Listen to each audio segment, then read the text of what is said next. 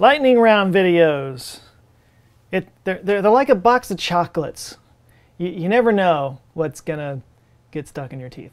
I've talked about the lightning round videos before and the whole kind of rationalization behind it, that they're a lot easier for me to record, just kind of like bang out and get out there.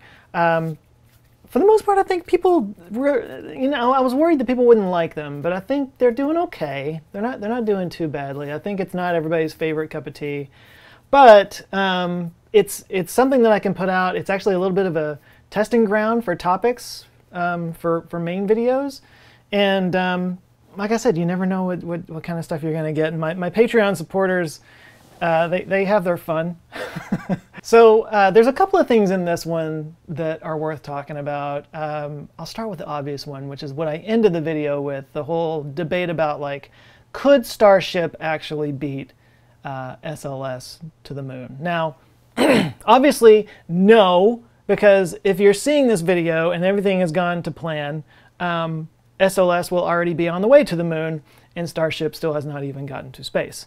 I'm not saying that to be derisive of Starship. They're making progress. We're finally going to start to see some new tests, launch tests anyway soon. I can't wait to see it.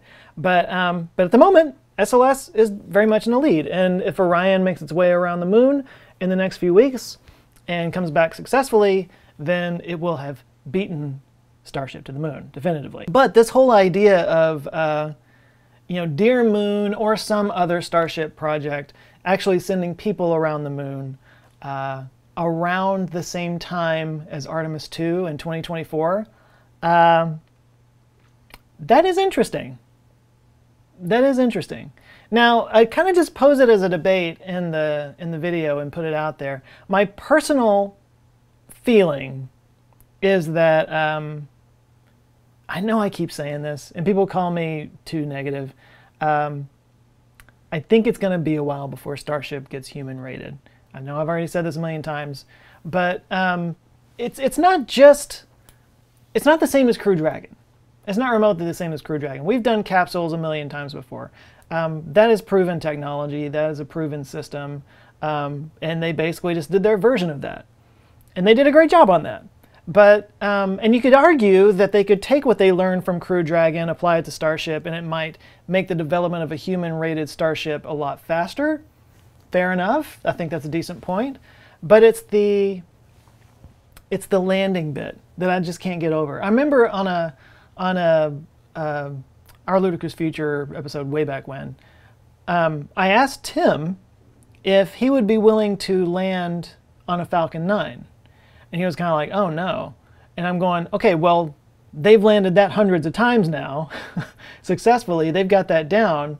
And if you're not willing to, like, land on something like that, if even that would be kind of like, then you've got this whole new system. And this was even at the time, it was just going to land on the ground. And now since then, they've developed this, chopstick system to actually catch it out of the air. That is just literally something that has never been done before, especially with an orbital vehicle. So I just see it as taking a really long time before something like that really gets approved by the powers that be, the regulatory agencies and stuff. I don't know. I feel like it's going to be 2025, 2026 or more before they really are able to put people up there and have them come down and land in that way. I want to see it. Don't get me wrong. I really want to see it. And I think it could happen someday. Just not quite sure about anytime soon. For the record, I posed this question to Felix over at What About It.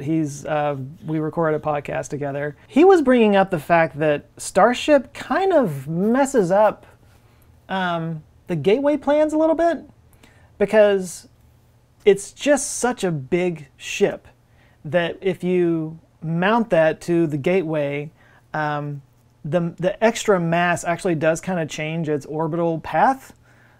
Any kind of momentum whatsoever that it applies, just in the docking process, will push Gateway kind of out of its normal orbital path. And apparently, same kind of deal with the ISS. Like if Starship were to dock with the ISS, they would have to, like, reconfigure a little bit after it docks with it, because just any kind of momentum from a ship that big is gonna push the whole thing over some. That's an interesting thing that I hadn't really thought about. So while in my video I was very open and kind of being like, you guys talk about it in the comments. What do you think? I do think it's an interesting discussion point. But my personal opinion is that I think that Artemis 2 will get there first. Now, having said that, there have been a lot of delays in the Artemis program over the years. Maybe once this first launch goes up, you know, we'll kind of have that. That's like the Pathfinder, so they kind of know what to do on the next one, and it won't take quite as long, and maybe there won't be quite as many delays. That's a possibility. But history has shown that that program gets delayed a lot. So it could still get delayed, and it might get delayed enough that, you know, Starship and Dear Moon or some other project gets there first. I think 2024 is going to be super interesting when it comes to space. Let's just keep it at that. Now, the other thing in the video that kind of wound up taking a lot more of my brain than I thought it would was the question about what cars get pooped on the most by birds. It is a very silly question. A very silly thing to spend a lot of time thinking about, but it's one of those things that, like, once you go down the rabbit hole, you really start going down the rabbit hole. And it led me to an idea.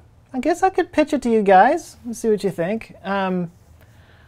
The more I thought about it, I was like, it'd be really cool to get some actual, like, science researchers, like actual scientists. Because I talk about science a lot, but, like, I would not trust myself to do an actual, like, scientific investigation into something. Like, I can Google and I can find information, I can make my own hypothesis and blah, blah, blah. But I wouldn't trust myself to actually do the research. But I could hook up with some people that could actually do the research, and we could examine some really dumb question like that and actually, like, research it. Maybe get 5 different cars of different colors and park them in a heavily pigeoned place and see, you know, over time if one of them gets more poop than others and stuff like that. Like, there are different ways to test this, and it would be interesting to, like, test all the different ways and see if there's a definitive answer or if the whole thing is just random. The point is, like, I have several ideas for the channel of ways, well, just different things to do. I mean, I've been doing the same kind of thing for about 7 years now, and I enjoy it just fine, but I also want to do other stuff. I want to, you know, if you're not growing and evolving and changing, then you're not going anywhere, and I want to be able to do more stuff like that. So I had the idea that, like, maybe that would be a good starting point, is the bird pooping on the car thing. That bird pooping on car study is one of these things that, like, it was done by a car parts manufacturer or a retail place. And they kind of just went around to a few cities and, like, made some, you know, counted some stuff up and then published on their blog that what they found. And it just kind of became this, like, this internet thing. It's like, it's just a fact now that red cars get pooped on more than other cars, and it just kind of got shared around to a million different places. But is it true? It was just this one study that was kind of just done on a goof. They were just like, hey, we need something to put in our blog, and I've always wondered if birds poop on different cars differently. Let's go count them up and see. So not the most scientific explanation in the world, but it's one of those weird things that everybody seems to be interested in, and it got shared around a lot, and it keeps being referenced, and it might not be true. I just feel like that's a good place to start, but there might be hundreds of other ideas like that not necessarily like myths to bust or anything like that, but like just questions to answer. I mean, the channel is called Answers with Joe. Anyway, that's a thing that I'm thinking of doing on the channel going forward.